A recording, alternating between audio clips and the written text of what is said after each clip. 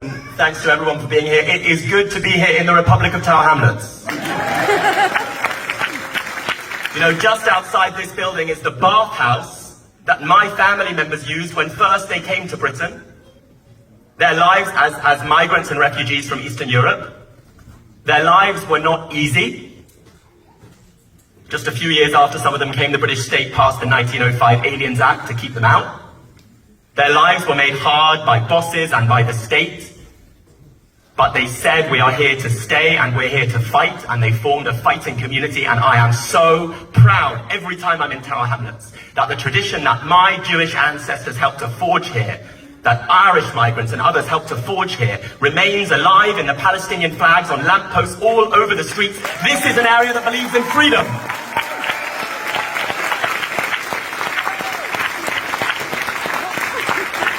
You remember just before one of our demonstrations, a few weeks ago, the Evening Standard had that headline with two symbols, the poppy and the Palestinian flag. These, they said, were the two souls of London. Now, I'm worried about what the poppy represented to them. I don't think it represents, if it's in contrast with the Palestinian flag, I don't think it represents learning the lessons of wars and brutalization. I think it represented a culture of militarism.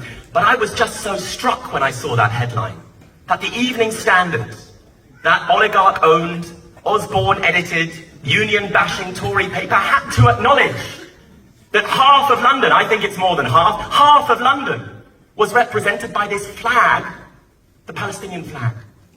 They had to acknowledge it when hundreds of thousands of people came out onto the streets, that we are a real social presence in British society, not just a few marginal extremists who can be condemned and ignored, but a real social presence. So ask yourself, what do those colours represent?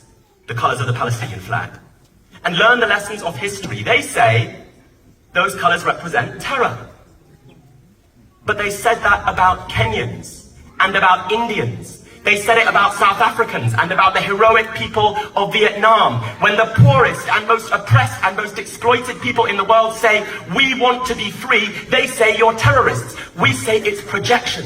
We say colonial power, which brutalizes and savages all over the world, calls other people savages. The only savages are the people in the offices and the headquarters of corporations and states in London and Washington who plan massacres all over the world. We say the Palestinian flag represents human freedom.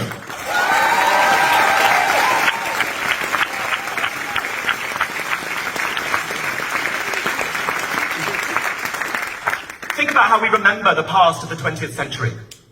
Who is remembered now as heroes?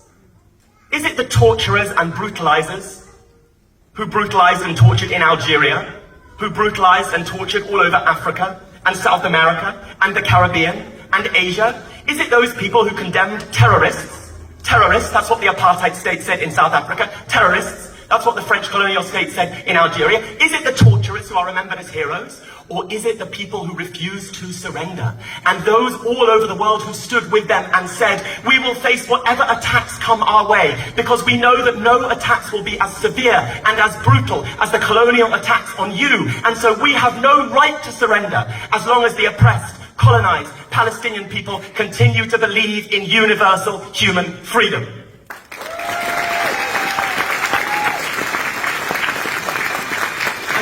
I just want to stress what those colours of the Palestinian flag mean. And I want to stress it because we are here with Oksana, a member of parliament who has stuck her neck out to support the Palestinian people. But we know that most of our political leadership in this country, we're here with Jeremy in a very questionable Christmas jumper. Sorry, Jeremy, I don't normally look this smart, but I've just come from synagogue. So with a few very honourable exceptions, it's not a great jumper joke. With a few very honourable... Sorry. Don't come into a room like this and attack Jeremy Corbyn. That is a very unwise... With a few very honourable exceptions, most of our political leadership in this country does not stand with the Palestinian flag, does not stand with the hope of human freedom, and it's no surprise we live in the core of empire. So just remember what side they stand on. When people are imprisoned in an open-air prison, chased from the rest of Palestine. 80% of the population of Gaza aren't from Gaza. Chased from the rest of Palestine and imprisoned, and then besieged, and then bombed, and then their food and water and fuel are cut off. When the United Nations and the World Health Organization say more people may now die of disease than in bombing. Trapped and bombed. Trapped and brutalized. Our political leaders say Israel has that right. When Israel uses artificial intelligence, reporting in the last few days, to precisely target every single strike they make so they know in advance how many civilians will die, and the Israeli state says, we're maximizing damage, not accuracy.